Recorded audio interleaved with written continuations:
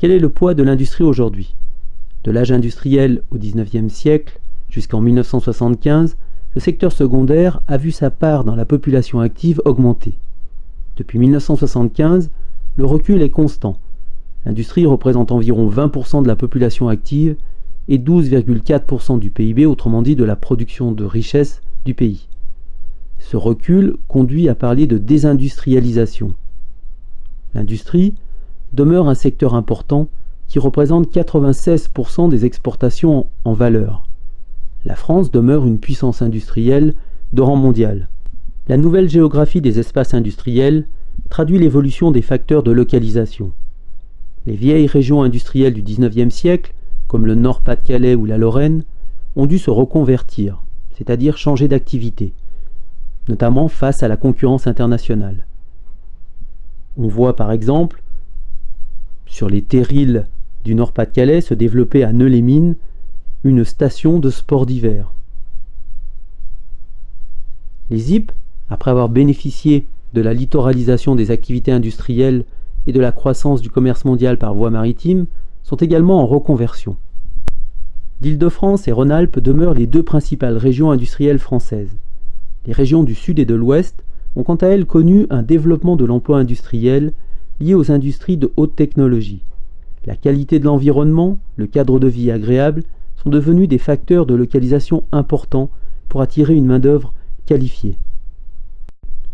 Les pôles de compétitivité et les technopoles voulus par l'État sont des manifestations de la métropolisation de l'industrie. Ces espaces consacrés aux industries de haute technologie et à la recherche sont nés de la coopération d'acteurs publics et privés. Cette carte nous montre les 70 pôles de compétitivité que la France devrait compter en janvier 2016.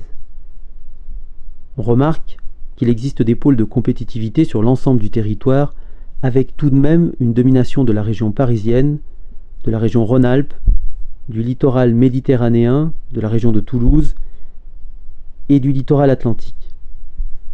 Le pôle de compétitivité Atlampol, près de Nantes, développe ainsi des biothérapies. Il s'agit de médicaments issus de substances du corps humain, comme les cellules. Les métropoles ont de nombreux atouts tels que l'intégration au réseau de transport performant, les centres de recherche, les universités et une population très qualifiée. C'est pourquoi elles concentrent de plus en plus les activités industrielles. Comme les autres secteurs, l'industrie est également soumise aux dynamiques de mondialisation et de développement durable.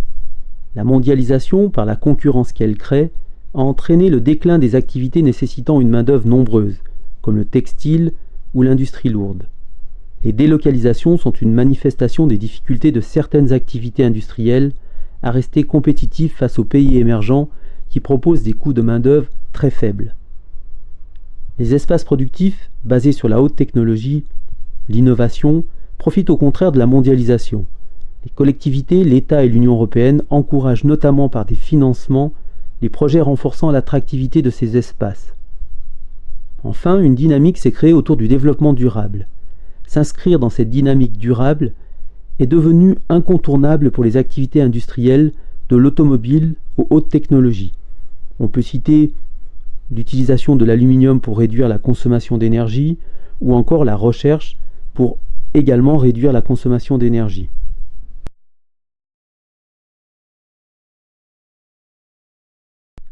L'industrie demeure un secteur stratégique pour la France. La recherche-développement, que nous voyons sur le graphique de gauche, a connu un recul jusqu'en 2007 avant de connaître une progression. Pourquoi miser sur la recherche-développement? Le texte vous explique l'importance de la recherche pour développer de nouveaux produits dans un contexte de mondialisation, on l'a vu, marqué par la concurrence, mais également par l'importance du développement durable.